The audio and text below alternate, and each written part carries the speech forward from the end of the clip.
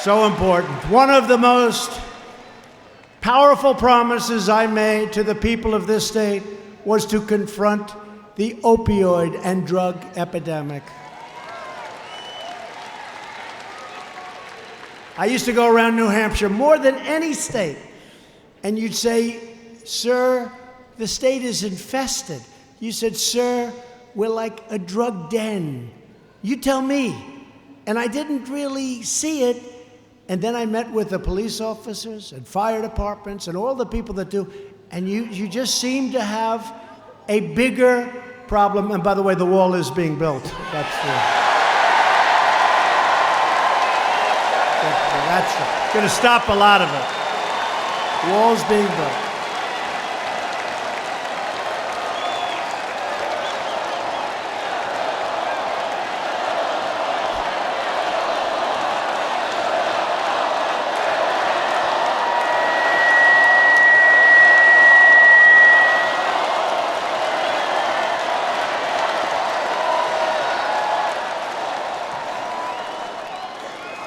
It's being built. You know, we have the fake news, you know about that, where a wall that's lying on the ground in a very important section.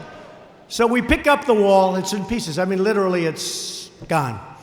And we build a brand new 30-foot steel and concrete wall. And the fake media said, he didn't build a wall, that's just renovation. There was no wall, it's lying on the ground. People walk right over it, it's rotted, rusted, gone. We take it away, we put a brand new wall up. They give me no credit. You know why? Because they're fake news, that's why.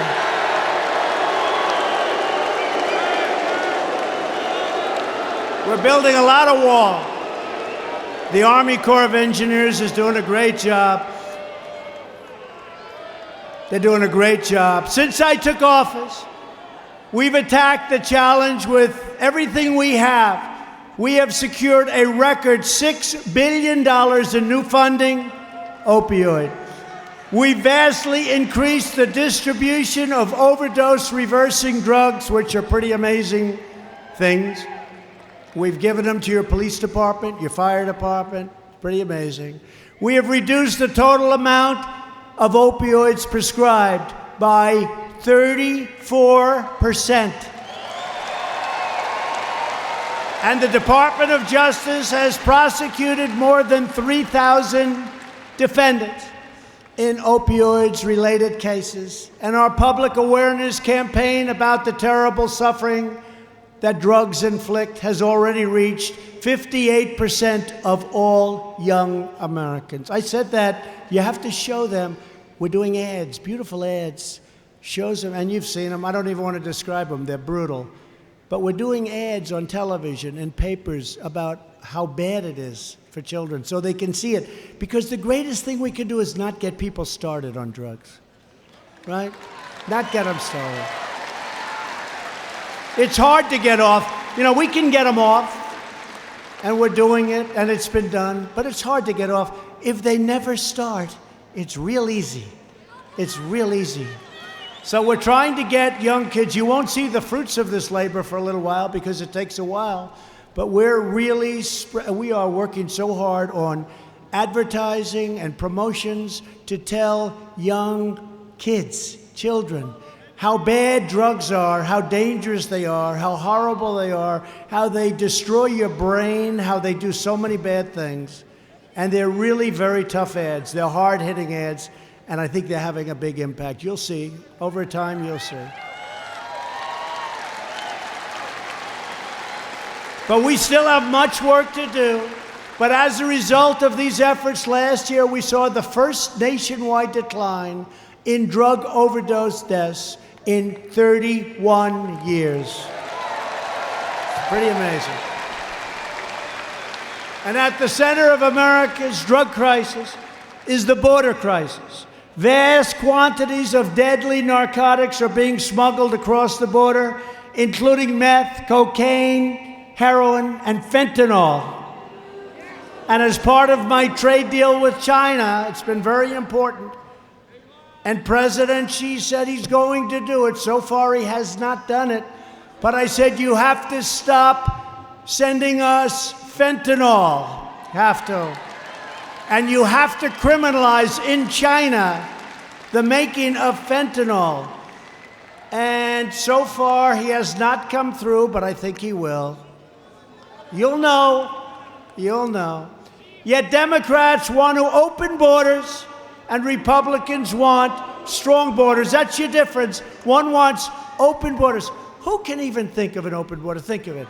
Even though many people that come into our country are wonderful people, they're still coming in illegally. They're not coming in through merit. But what about the bad ones? We have serious, serious criminals that want to come in. And if we had open borders, they would be flowing in like you've never seen before. Democrats want open borders. They don't mind crime. We do mind crime. And that's the way it is. Democrats also support deadly sanctuary cities. Last year alone, sanctuary cities declined. More than 17,000 requests from federal authorities to hand over criminal aliens already in their custody. In other words, 17,000 criminal aliens were released by these cities directly into U.S. communities. You don't understand even what the hell are they doing? What are they doing? 17,000. Republicans believe our cities should be sanctuaries for law-abiding Americans, not for criminal aliens. And we will always support the amazing heroes of ICE and Border Patrol, and we will always support law enforcement.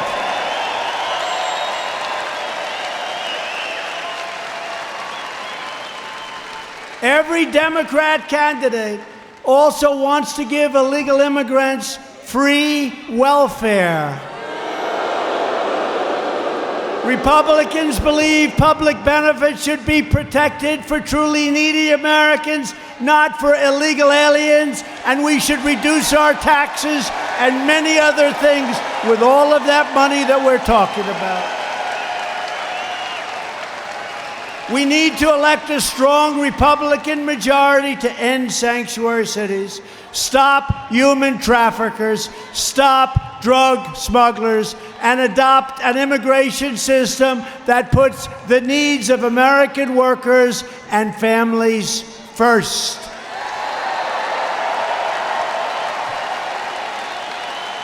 It's also time for Democrats to join with us to protect the sacred integrity of our elections by supporting voter ID, voter identification.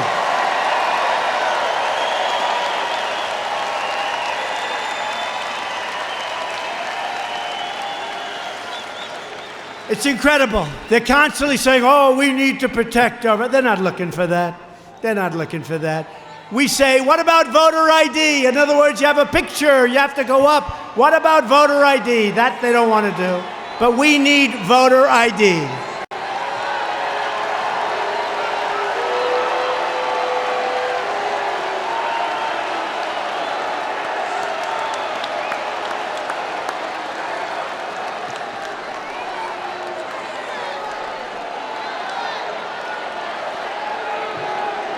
The Democrat Party has never been farther outside the mainstream.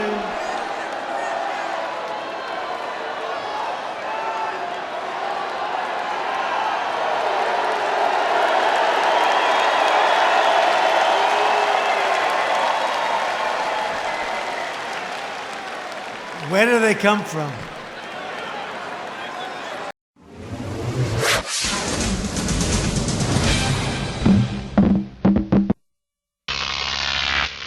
Croc TV.